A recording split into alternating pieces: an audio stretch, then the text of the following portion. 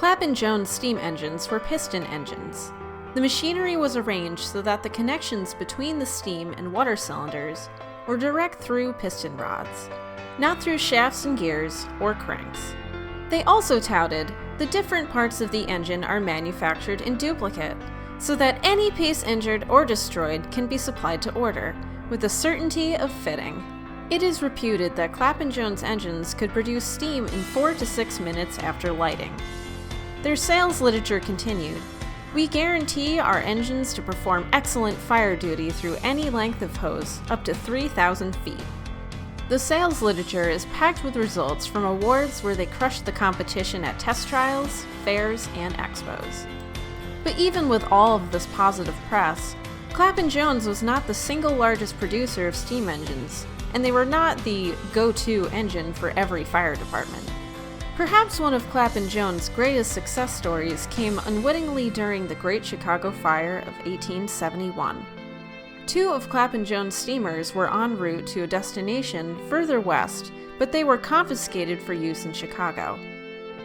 The number 4 size engine worked an unprecedented 404 hours, or 16 days and 20 hours, with only one 15-minute break.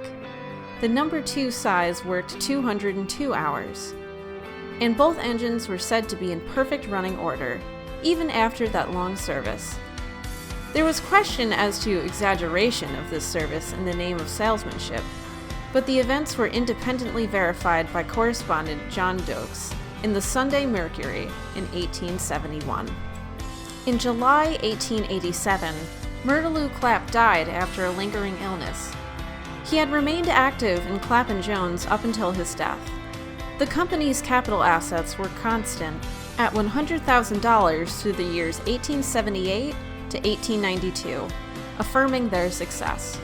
Clapp and Jones continued as an independent entity until 1892, when the last Clapp and Jones steamer manufactured in Hudson was completed. This was the era of the monopoly, so it wasn't unusual when Clapp and Jones, along with Aaron's, Silsby, and L. Button and Sons, merged to form one company, the American Fire Engine Co. The Clapp and Jones plant remained on Water Street, reimagined as an ice house, a barrel factory, and a cider mill.